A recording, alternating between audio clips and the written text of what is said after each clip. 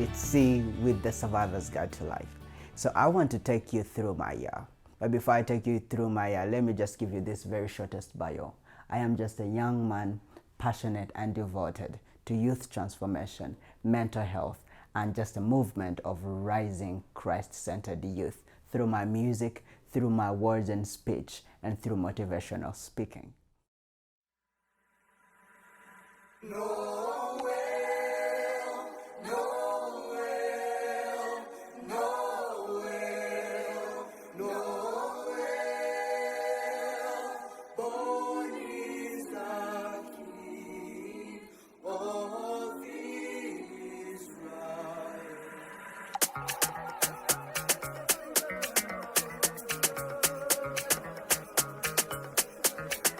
It's Christmas time, there's no need to be afraid.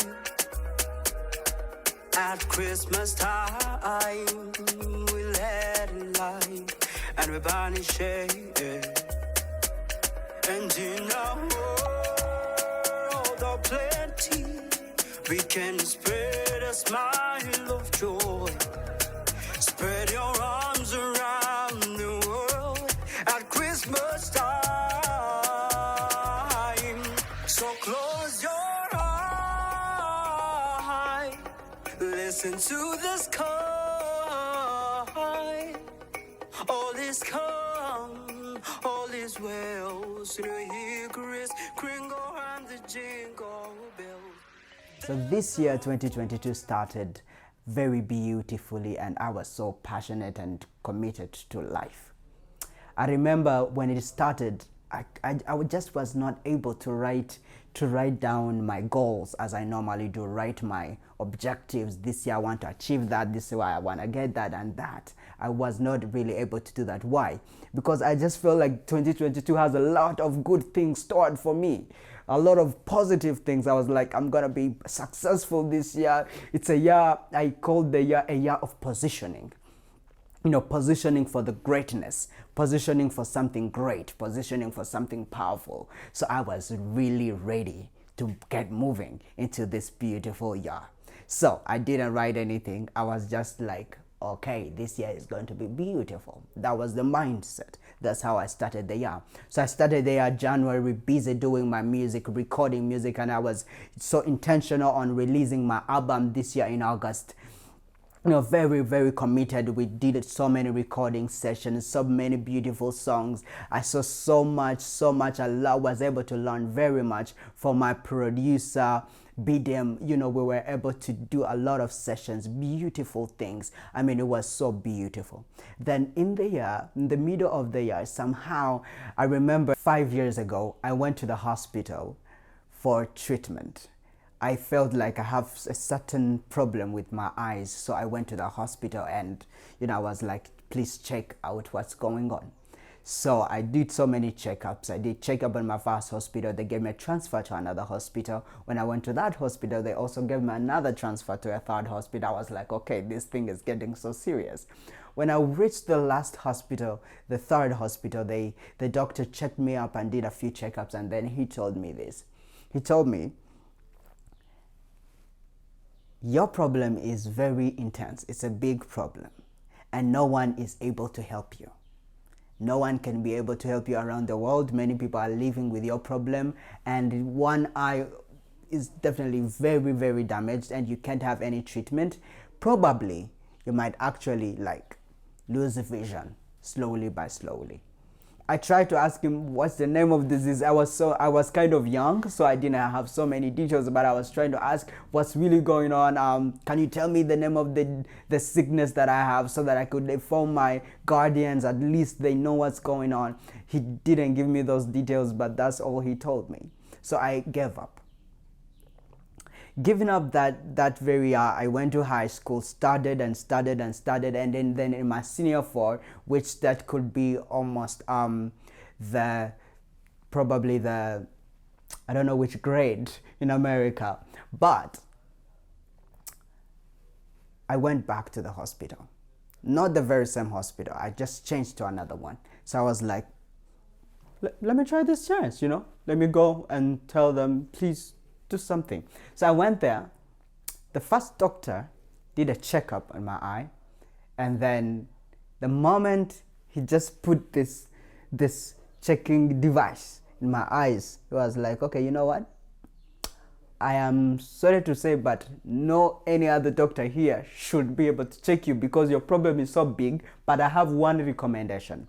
We have one doctor who can help you in Rwanda, who can help you with your situation. He gave me a recommendation card, and he told me, go find this doctor at this hospital, and I'm sure he's going to help you.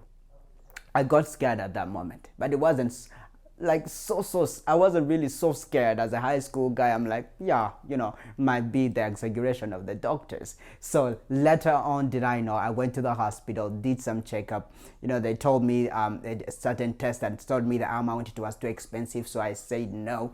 I came back later after 1 year for the checkup. Now I was very serious, which was this year, 2022. In the middle of this year, I felt like, okay, you know what? I think I have to mind and take care of this thing.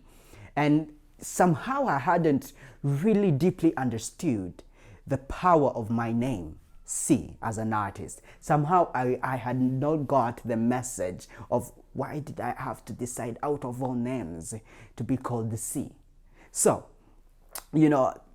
somehow in my prayers, I took a lot of time to pray for this thing because I was in the middle of good music. I was in the middle of releasing my album. I was in the middle of school. I was in the middle of all these things. I was like, oh my God, which one do I do first? Somehow in my prayers, I felt like God had to reveal to me. He's like, you are SEE. And if it's SEE and you can't see, now that one is an issue. So he argued me to literally go for treatment. So I asked for advice from my friends and all these things, and they were like, yeah, you gotta go for treatment, life first. Okay, I was like, all right, for life first, no album, nothing, no school. Okay, let's do this. So I went to the hospital, did the last checkup, which I had said no to some time ago, and then they told me the solution. What was the solution? The solution was, your right eye needs a surgery, and we are going to do a cornea transplant. They told me the disease I had was called keratoconus or corneal cornea. And also they told me on my left eye, it is also on its way to get more damage. So what we have to do is do cross-linking. Telling me, I was like, okay, good. That sounds so serious. And how much is that, by the way? So they went to do the mathematics and calculated, and they were like, you know what? Finally, this is going to be $3,000. In Rwanda, that is 3 million Rwandan francs.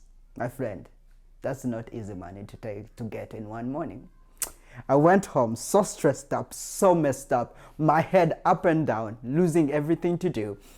I call my friend, I'm like, please come to the restaurant, I need to tell you something.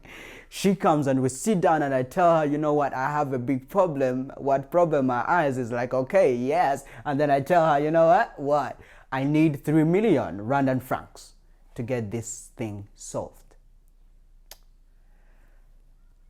Normally, I don't lose track and, calmness in many situations, but this one somehow it was chaotic and I had lost it. I felt so bad. I felt like I have nowhere to go, no one to call, and no one to tell this situation. So I called whoever I could call. I wrote some messages to my friends in America. I wrote messages to my friends in Rwanda. No one could be able to find all this money at once. But I knew one person in my mind who at least I could try to be like, okay, let me write to this person. Maybe they can help me. So I wrote to this man, good man of God. I wrote to him, and then out of nowhere, actually, like instantly, he was like, yes, I'm going to provide that money and you're going to get that treatment. But how do we actually do it? Let's first find another hospital. First go check it out. And first see if they can also give you the very same solution. And if that's the only solution, then we are going to go for that and we are going to pay all this money and you have to be treated. My God, my God, my God. This was a miracle come to life. This was a miracle. This was a thing come to life. It was just unbelievable. Very unbelievable. Very, very unbelievable. So, wow. Whew, it was too much. So I took this time, I went to the other hospital, they did a checkup, they told me the very same solution, but theirs was to take a little bit longer to actually do my operation. So we had this other hospital, the first one that I went to, who had to do my operation. So I actually went for the operation, and it was, somehow scared, because reading this construct, they're like, you're going to do this and this and this, and somehow you might have a situation of there's an opportunity of you getting blind. Like, no, that's bad. But I had to sign it, of course, because I needed the operation. So did the cross-linking first. It was done after 1 month. This one was not so intense. I was scared it's going to be very intense, but it was not. And then we went for my second operation, which was a cornea transplant operation. Now went there, I called my friend, we went there, went to the hospital, they did all this surgery, everything is done. We get out of the hospital, I'm so hungry, I want to eat because I haven't eaten from last night. You know how the surgery thing goes. So now we're seated and I'm about to eat, and now the anesthesia and the numbness that was in my eye disappears. Now I feel the pain. Now I feel it. Absolutely. Now I feel it. It was so intense, so bad. I went home, nowhere to look. Right in my house. My friend had work to do, so he left that very instant. The moment I took a motorcycle to go home. It was so bad. Very bad night. Very bad night. I don't want to remember this night. I don't want to remember this night. So bad. So much pain. I lost sleep. I remember I slept at 6 p.m. and I was like, maybe somehow, maybe this one will last me until 7 a.m. in the morning. And somehow I woke up and I was like, maybe it's already early in the morning. And when I checked the time, it was 9 p.m. I still have how many hours to go for the night? Very bad night. So bad, so bad. So this process went on 2 days, 3 days. So painful, so bad. And alone, actually, in the house. All my friends were so busy. We have school going on, we have work going on. Everything is too much. Not that they are actually neglected being with me, but have a lot on their table. So I had to bear this situation and just be there. So, days go on, and then I discover actually staying home is not the solution. I remembered my very motive of the beginning of the year was to position myself and see positivity in everything. So I started finding solutions to my pain. I'm like, okay, now I have to get out of my house. I have to go. So I started finding reasons to get out of my house, not think about the pain, not think about, focus on other things. I started focusing on other things that were more beautiful. I could sing even if I was paining, but I just released my voice to sing. I went to church. And praised God. I danced somehow. Sometimes it would get so intense and I sit down. But this thing really helped me because it reduced my focus on the pain. You see, there is this thing in life when we all go through the hardest times, when we all go through the most scary times of our lives. We have this tendency of focusing on the worst parts of our lives. We focus on the most painful parts of our lives. I know we all have stress. I know we all have depression sometimes. I know we all have some anxiety. I know we all go through the hardest times. I don't want to lie to you that I understand the amount unto which you feel the pain and the anxiety and the depression. Not really. Because my situation is different from yours, and your situation is different from your brother, and your brother's situation is different from someone else's situation. But we all have one thing we have to meet at, which is resilience, which is not giving up, which is changing the lens through which we see our life, seeing things through a positive lens. This year, God changed my perspective into how I see life. It changed my view on how I see life, and I started to view it different. And I want to encourage you today to learn this from me. Please. I remember changing my biography, my website biography at seemusicnow.com, changing my Instagram biography at seemusicnow, I changed my biography everywhere and adjusted things because I had learned a better way of life. I had learned about seeing positivity. I had learned about seeing life through a lens of positivity. You see, when we focus on darkness, everything becomes dark. When we focus on the pain gets more. When we focus on the parts that are in our lives, when life seems so stressing and so chaotic, let me tell you, your life gets more chaotic. It might be painful. It might be so hard. It might be so stressing. But I want to let you know, if you are able to change the lens through which you see your life, trust me, you're going to see life in a way better form. You're going to see your life better. You are going to be transformed. Your life will be better. You're going to see that there are so many other aspects in your life to focus on.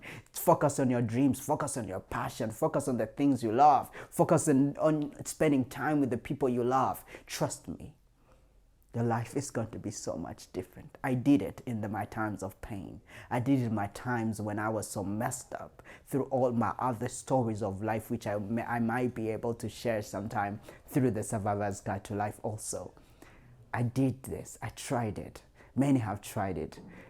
And I started a community called The Lens of Positivity. I started a blog called The Lens of Positivity and started a community called The Positive Seers. Just trying to encourage all my people, trying to encourage my friends, my community, and you watching this to see life in another way.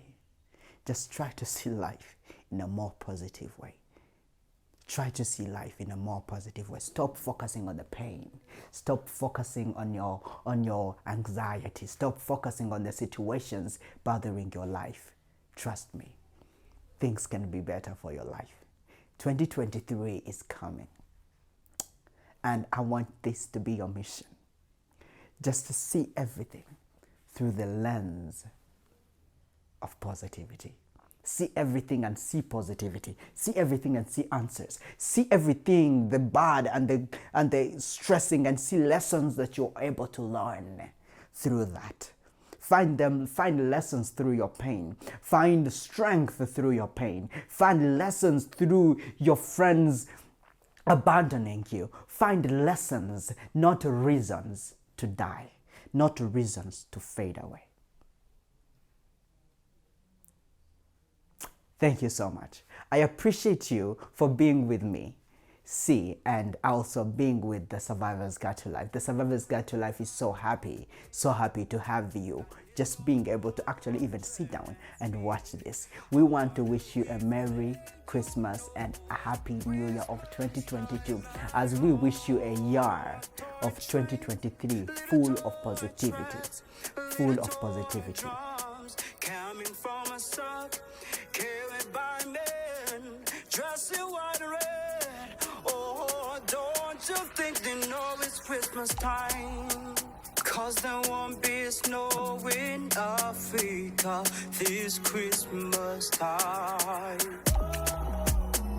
The greatest gift they'll get this year is love. Nothing ever grows, no rain, no rivers flow. Do they know it's Christmas time? Oh, let them know it's Christmas time, 'cause they don't know the little toy trains, little toy trucks, little toy drums carried from a sack, carried by men dressed in white and red. Oh, don't you think it's time you let them